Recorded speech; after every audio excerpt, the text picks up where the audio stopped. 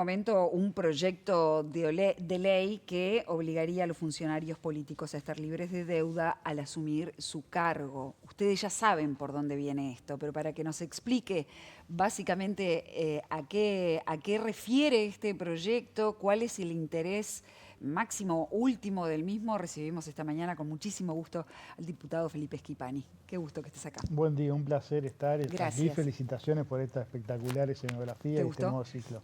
Qué bueno, me alegro. Bueno, antes que ir directamente a este proyecto que nos ocupa a todos, bueno, queremos hacer algunas otras reflexiones. Primero, brevemente, la muerte de Mujica, ¿qué implicó? Bueno, Mujica yo creo que es la figura de la política uruguaya más popular de los últimos 40, 50 años, ¿no? Un líder popular como no tenía el Uruguay quizás desde Luis Valle, ¿no? Bueno, y lo vimos en su entierro.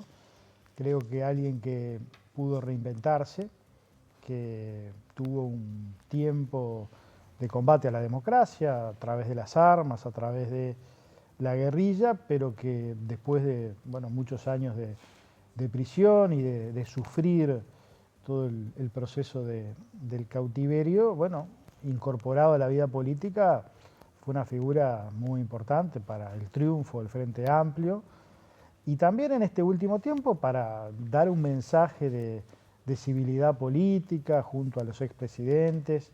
Yo creo que es una figura que, como todas, tienen sus luces y sus sombras, pero yo creo que se va de la vida con enormes enseñanzas. Nosotros lo invitamos el pasado mes de marzo a festejar los 40 años de democracia en la Casa del Partido y fue un hecho histórico realmente, porque como bien recuerda Sanguinetti, siempre estuvimos en las antípodas de lo que Mujica representaba, pero creo que pudimos cerrar un festejo con una participación de Mujica, con la del presidente Lacalle, con el propio Sanguinetti, con Orsi, y él decía en la Casa del Partido que lo que lo movía, ¿no?, a participar, a ingresar por primera vez a la Casa del Partido Colorado, era homenajear a José Valle y Ordóñez. Así que el respeto y bueno, y obviamente estuvimos todos los colorados en su velorio, dándole las condolencias a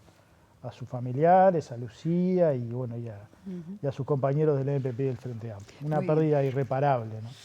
Bueno, hablando de pérdidas, tenemos que ir a La Valleja y hacer también una breve reflexión a solo horas de esta pérdida del Partido Nacional de un bastión histórico. Sí, yo creo que está bien definida porque no ganó el Frente Amplio ni en La Valleja ni en Río Negro, perdió el Partido Nacional. Yo recordaba ayer que el 29 de mayo del año 23, una delegación del Comité Ejecutivo del partido, presidida por Sanguinetti, que integraba a Adrián Peña, Ope Pasquet, Tabaré Viera, Elena Grauer, que yo integré también, le fuimos a plantear a los blancos, hagamos coalición en los 19 departamentos, justamente para evitar lo que ocurrió el domingo 11. Lamentablemente hubo de parte del Partido Nacional cierta mezquindad porque solo se habilitó la coalición en aquellos departamentos donde gobernaba el Frente Amplio. Se creía que con los votos del Partido Nacional se ganaban el resto del país, bueno, y quedó demostrado de que no. Y si sumamos los votos blancos y colorados en ambos departamentos, en Río Negro y en La Valleja, superan en ambos casos a los votos obtenidos por el Frente Amplio. Por eso yo digo de que no ganó el Frente Amplio, con todo respeto por el Frente Amplio. Perdió el Partido Nacional por no tener la generosidad de hacer esos acuerdos. Incluso nosotros, a través del propio Tabaré Viera, líder indiscutido del Partido Colorado Rivera, pusimos arriba de la mesa el propio departamento de Rivera para hacer coalición. O sea, estábamos ofrendando algo que es muy importante para los colorados. Claro. Yo espero que de estas cosas aprendamos y que en el año 2030 haya coalición en los 19 departamentos. Una cortita, habló de mezquindad del Partido Nacional, pero yo me pongo del lado del Partido Nacional y digo, yo hago coalición en los 19 departamentos y en Flores, que gano por robo, tengo que compartir el poder con el Partido Colorado, que no me va a aportar nada. Es decir, hay otras miradas posibles a por qué no salió ese acuerdo. Bueno, pero si uno integra una sociedad, tiene que ser una sociedad para todo. Nosotros somos sociedad en el gobierno nacional, lo fuimos y aspiramos a seguir siéndolo. Lo que pasa, Sapo, que vos fijate, en La Valleja en el año 2020, el Partido Nacional gana con más del 60% de los votos, ¿no? 24.000 votos los blancos y 9.000 votos el Frente Amplio. Era uno de los departamentos donde nadie pensaba que podía haber un triunfo del Frente, y lo hubo. En Río Negro algo parecido. Entonces, para evitar estas cosas, porque si hoy el Frente Amplio gobernara solo Montevideo Canelones, realmente era un retroceso, era un golpe para el Frente Amplio. Bueno, no pudo ser por estas decisiones que yo creo que son equivocadas. Ojalá, reitero, en el año 30 podamos tener en los 19 departamentos coalición republicana. Bien, vamos a meternos ya de lleno con este proyecto de ley que presentaste, que es para obligar a los funcionarios políticos a estar libres de deuda a la hora de ejercer un cargo, ¿no? Y esto obviamente viene a raíz de lo que pasó con Cecilia Cairo y con Rodrigo Arim. Ahora, ¿ya tuviste conversaciones con integrantes de otras bancadas? ¿Qué posibilidades tiene de prosperar? Vamos a ver, el proyecto recién va a ser considerado en las próximas semanas en la comisión respectiva, aún no fue adjudicada esa comisión, pero nosotros obviamente lo hacemos a partir de estos casos notorios, pero creo que el sentido del proyecto es partir de una concepción que no es compartida por todos, pero que yo estoy afiliado a ella, de que quienes ejercemos responsabilidades públicas, cargos políticos y de particular confianza, tenemos que tener un estándar mayor de cumplimiento de nuestras obligaciones. Obviamente, no hay ningún problema con que la gente tenga deudas. Hay muchos uruguayos que tienen deudas. Hay más de 1 millón de uruguayos en el clearing. El tema es que cuando uno asume una responsabilidad de gobierno y uno administra recursos públicos, administra los recursos que se obtienen a través de los impuestos, lo mínimo exigible para esa persona que gobierna y administra recursos es tener al día sus impuestos. Y el proyecto de ley prevé que tienen que presentar un libre de deudas en los organismos recaudadores del Estado, DGI, BPS, Fondo de Solidaridad, Impuesto de Primaria, y prevé la posibilidad de que alguien llegue con deudas y no tenga el dinero para pagar en ese momento, y hay la posibilidad de hacer un convenio. El Código Tributario Uruguayo es muy generoso. Tú podés pagar una deuda en 36 cuotas con el Estado. Creo que es una señal que tiene que dar el sistema político justamente en momentos en donde desde muchas tiendas se relativiza de que, bueno, sí, no es tan relevante que los cargos políticos estén al día con sus impuestos, ¿no? Ahora, se le da contralor a la JUTEP, ¿no? Que hace unos meses la presidenta denunciaba o exponía que tenían 4 abogados para 300 expedientes. Entonces, no termina siendo un saludo a la bandera, bueno, se queda en la señal, como muchas leyes que se presentan, se aprueban y quedan en una mera señal que después no tiene ningún tipo de... en la práctica no se terminan aplicando. En verdad, la forma de corroborar que los jerarcas cumplan con esto es a través de la presentación en las propias tesorerías de los organismos de los libres de deuda. Y la no presentación supone la retención del salario. O sea que hay un incentivo para el cumplimiento muy fuerte. Esto ocurre con la caja de profesionales. Si tú sos profesional de un organismo del Estado y no presentás estar al día con la caja, te retienen el salario. La idea sale de ahí. Entonces, en este caso, si tú sos jerarca de un ministerio y no presentás estar al día con tus impuestos, bueno, no te van a pagar el salario. El rol que le asignamos a la JUTEP es un rol de contralor del cumplimiento, de que los organismos, de que los ministerios, de que el Parlamento efectivamente esté cumpliendo con eso, sin perjuicio de lo cual yo comparto que tenemos un gran debe con la JUTEP. Tenemos que fortalecer la JUTEP, tiene muy pocos profesionales. Y bueno, tenemos la instancia presupuestal del mes de agosto, donde creo que es una buena oportunidad para hacerlo, y no necesariamente se requieren recursos, por supuesto que se requieren recursos. Pero hay normas que podemos habilitar para dotar de profesionales a la JUTEP, cosa que hoy no tiene, por ejemplo, a través del mecanismo de pase en comisión, que es un mecanismo idóneo para eso. Perdón, ¿por qué no se hizo en el periodo pasado eso? Bueno, aquí tenemos que asumir todas las responsabilidades, ¿no? La JUTEP no es una creación del gobierno anterior, es una creación que ya lleva varios periodos de gobierno, y creo que todos los gobiernos han estado omisos, han habido otras prioridades presupuestales. Pero si hablamos de transparencia, como lo hemos hecho creo que todos los partidos a partir de estos casos, bueno, tenemos que tratar de votar normas para fortalecer al organismo que se encarga de velar por la transparencia y ética pública. Es que Pani, me tenés a saber si estos certificados, que acredita que no tenés ninguna deuda, van a ser públicos para la ciudadanía. Es decir, cualquiera va a poder ver quién debe, cuánto debe, a quién le debe. Bueno, no, porque existe el secreto tributario.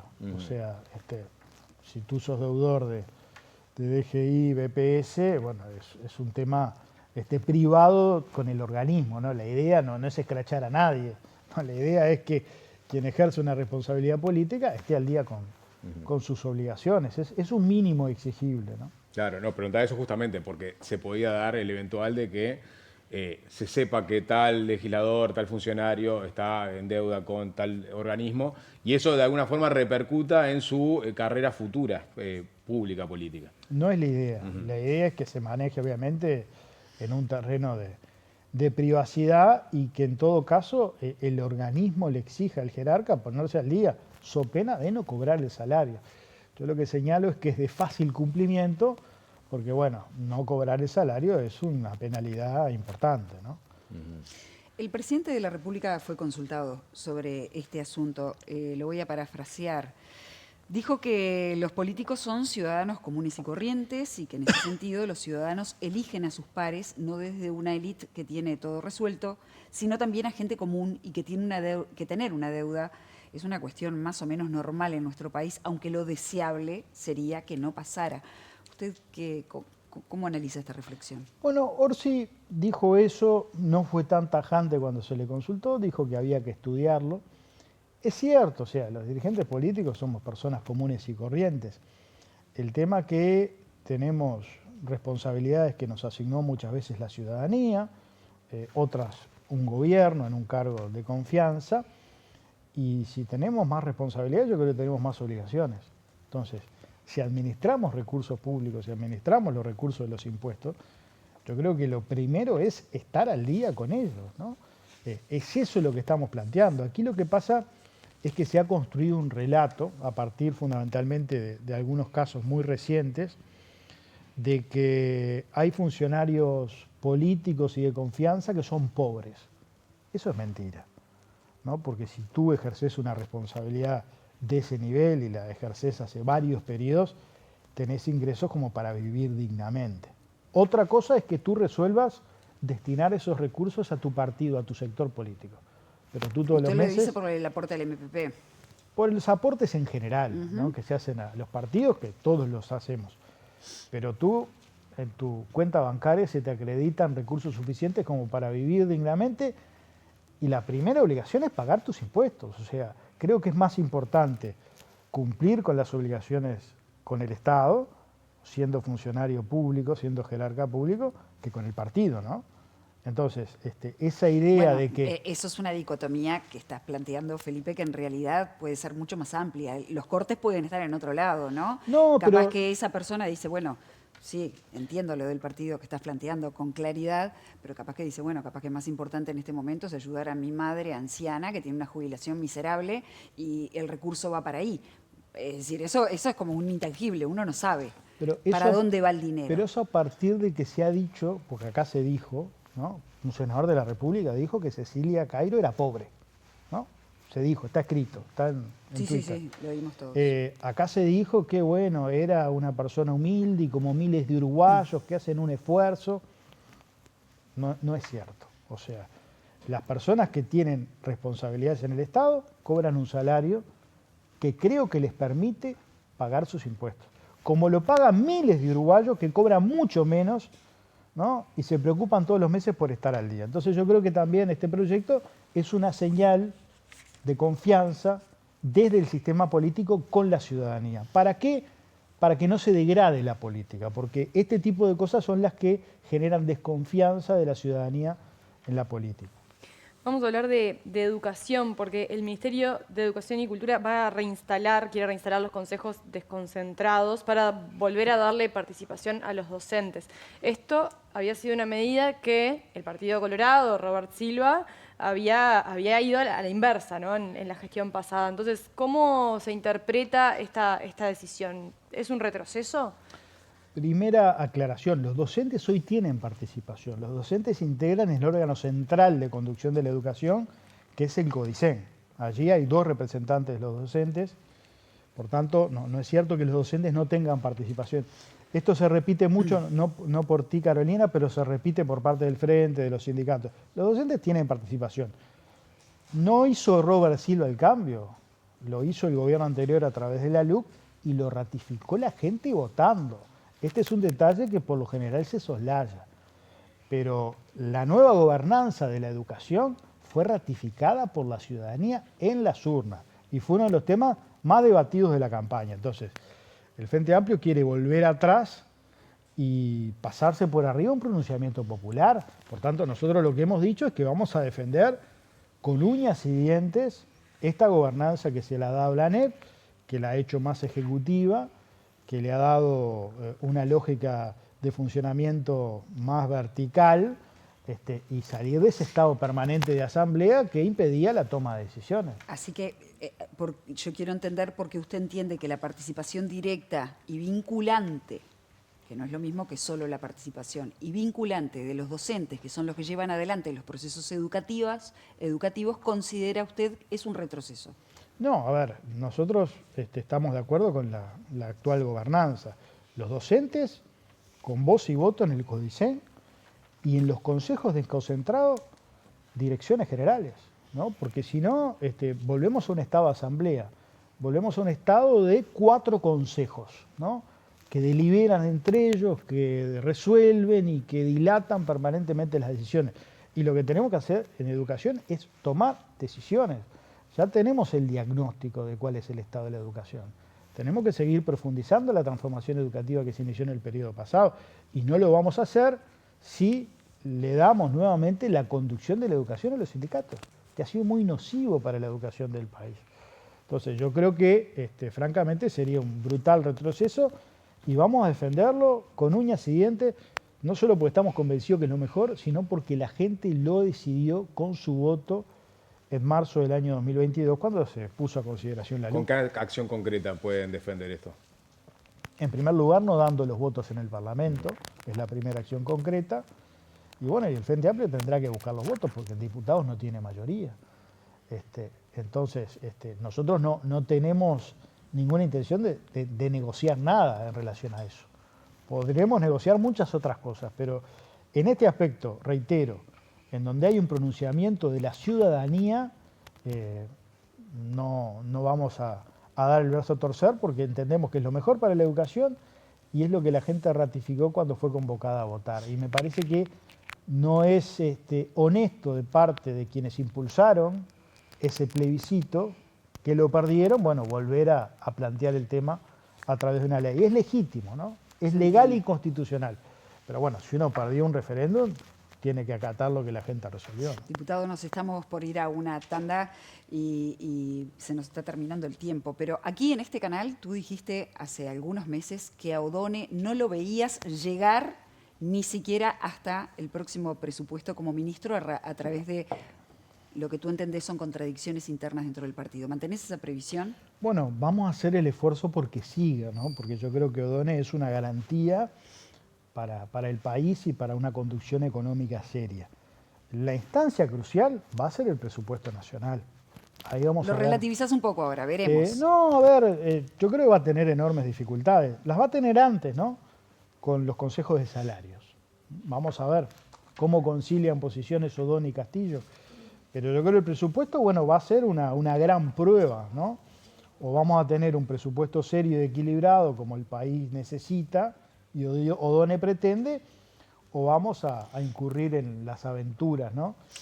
Ya lo de colonización es un presagio, veremos. Bueno. Ojalá siga por el bien del país y lo dijimos y se lo dijimos a él en la Asunción. Muchos de la coalición vamos a estar en la primera línea defendiendo Odone contra las críticas de los propios diputados oficialistas. Nos tenemos que ir a la pausa. Te estoy agradeciendo que hayas venido aquí, te estamos agradeciendo como equipo, te esperamos en breve porque hay un tema que a mí me desvela. Por un lado, el secretario general del Partido Colorado, Andrés Ojeda, está planteando un proyecto de ley que permita que los perros vivan en edificios. Por el otro lado, tú estás planteando otro proyecto de ley que regula la tenencia de perros peligrosos. ¿Hablan mucho de perros en el Partido Colorado? Bueno, a ver, fue un tema central de la campaña el bienestar animal. Muy bien. Eso nos inspira. Así Te que invito. Vamos a seguir con muchos de esos Te invito. proyectos. Un placer. Gracias por estar acá. Amigos, vamos a una breve pausa y seguimos aquí en la televisión pública haciendo 5 sentidos. Con los 5 sentidos intactos.